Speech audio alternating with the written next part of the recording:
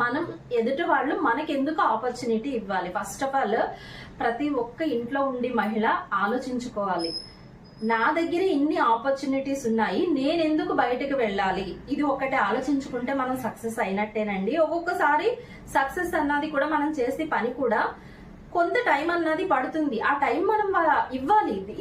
ఏదైనా మనం ఒక పని చేసామంటే టైం అన్నది కూడా ఇవ్వాలి. మనం చేసే పని మనం చేస్తామనే దాంట్లో సక్సెస్ గురించి కొంత వెయిట్ చేయాలి. లేదు నేను ఇప్పుడు స్టార్ట్ చేశాను ఇప్పుడే రావాలంటే అది అవ్వదు ఎవరికైనా కూడా.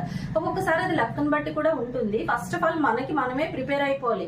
ఎవరో సాయం చేస్తారు, ఎవరో మనకి స్టాండర్డ్ గా నించుంటారు అని మనం నమ్మకూడదు. మనల్ని మనం ఫస్ట్ నమ్ముకోవాలి. మనమే మనకి బిల్డింగ్.